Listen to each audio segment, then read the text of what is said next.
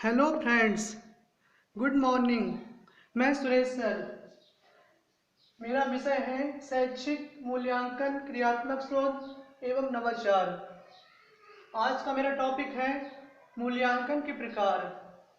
ये topic most important है क्योंकि UP TET, C TET, super TET, NET आदि में इससे संबंधित क्वेश्चन हर बार पूछे जाते हैं। तो चलिए हम स्टार्ट करते हैं। मूल्यांकन के प्रकार। मूल्यांकन के प्रकार का अध्ययन करने से पहले हम मूल्यांकन क्या होता है इस पर चर्चा कर लेते हैं। जैसा कि आप जानते हैं, बालक शिक्षण अधिगम प्रक्रिया का मुख्य बिंदु होता है। बालक बालिकाओं ने किस सीमा तक शैक्षिक उपलब्धि प्राप्त की, उन्होंने कक्षा शिक्षण उद्देश्यों को किस सीमा तक प्राप्त किया तथा शिक्षक जो पढ़ा रहा है उसका शिक्षण कितना प्रभावी रहा। इन सब बातों का मूल्यांकन करने के लिए हम मूल्यांकन का प्रयोग करते हैं। मूल्यांकन एक निरंतर चलने वाली प्रक्रिया है। मूल्यांकन पर प्रकाश डालते हुए डांडेकर ने लिखा है, मूल्यांकन एक सुव्यवस्थित प्रक्रिया है जिसके द्वारा यह निर्धारण किया जाता है कि कक्षा में दिए गए शिक्षण उद्देश्य किस सीमा तक प्राप्त किए गए। अब हम चर्चा करते हैं मूल्यांकन के प्रकार की।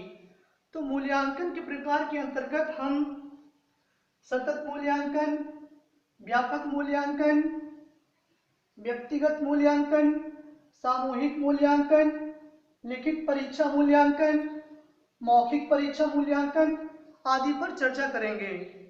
तो सबसे पहले हम चर्चा करते हैं सतत मूल्यांकन पर। जैसा कि इसके नाम से ही पता चल रहा है, सतत मतलब निरंतर चलने वाला मूल्यांकन। इस प्रकार के मूल्यांकन में हम पूरे वर्ष भर छात्रों से कुछ ना कुछ कार्य कराते रहते हैं, उन्हें सक्रिय रखते हैं। इस प्रकार के मूल्यांकन में दैनिक टेस्ट, साप्ताहिक टेस्ट, मासिक टेस्ट, वार्षिक टेस्ट, अर्धवार्षिक टेस्ट, दत्तकार, प्रोजेक्ट कार्य आदि प्रयोग में लाए जाते हैं। सतत मूल्यांकन 3 प्रकार का होता है: रचनात्मक मूल्यांकन, योगात्मक मूल्यांकन, निदानात्मक मूल्यांकन।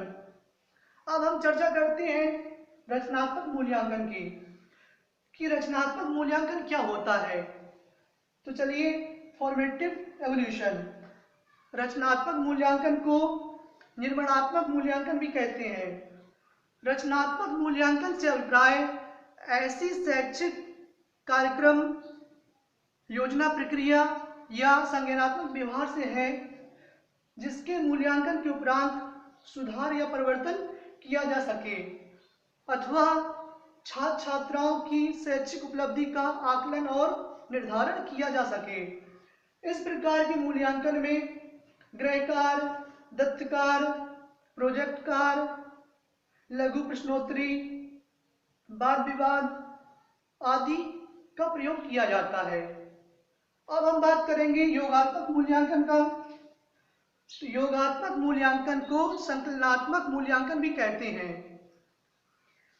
योगात्मक मूल्यांकन से अभिप्राय है वर्ष के अंत में संपूर्ण सत्र के आधार पर बालक बालिकाओं की शैक्षिक उपलब्धि या प्रगति का अध्ययन करना, मूल्यांकन करना।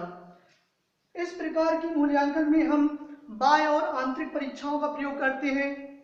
योगात्मक मूल्यांकन का मुख्य उद्देश्य होता है संपूर्ण शैक्षिक सत्र में छात्रों द्वारा संपूर्ण पाठ्यक्रम के संदर्भ में शैक्षिक उपलब्धि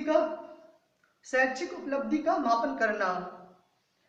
अब हम चर्चा करते हैं निदानात्मक मूल्यांकन की।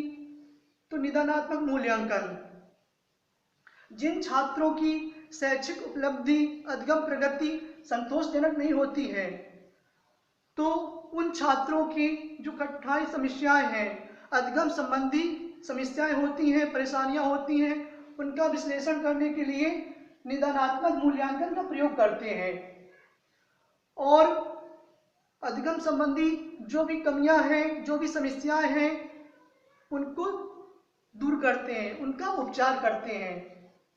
अब हम बात करते हैं व्यापक मूल्यांकन की।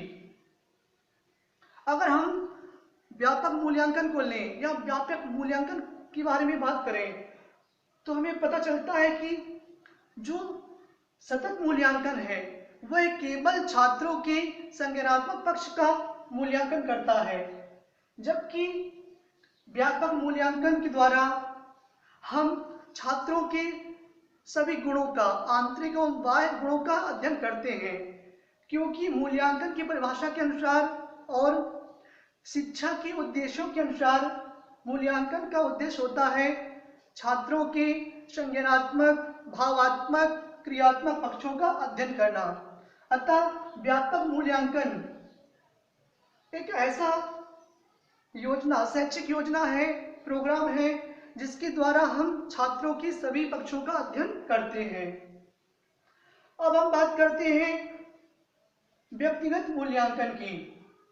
तो व्यक्तिगत मूल्यांकन से अभिप्राय होता है प्रत्येक अध्यापक छात्रों के लिए कक्षा के सभी छात्रों का पृथक पृथक जब मूल्यांकन करता है कि प्रत्येक छात्र ने किस सीमा तक प्रगति की, प्रत्येक विषय में कितनी सफलता प्राप्त की, या उसकी कक्षा में क्या स्थिति है, इन सब बातों का आकलन करने के लिए एक योग शिक्षक होना चाहिए, या एक योग शिक्षक ही कर सकता है। व्यक्तिगत मूल्यांकन को स्वमूल्यांकन या व्यक्तिगत मूल्यांकन कहते हैं।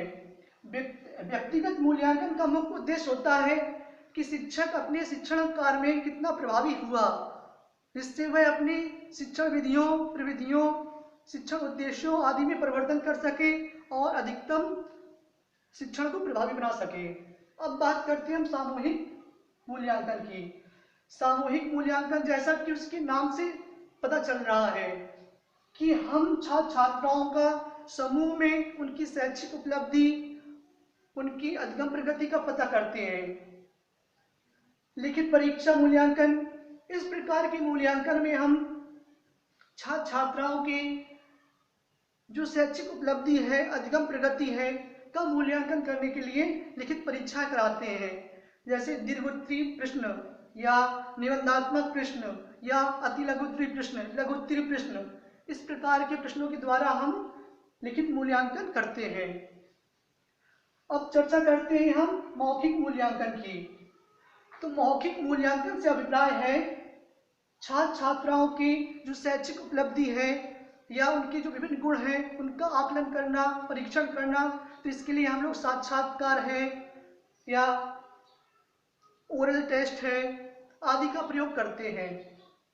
तो आज के लिए इतना ही काफी है। धन्यवाद।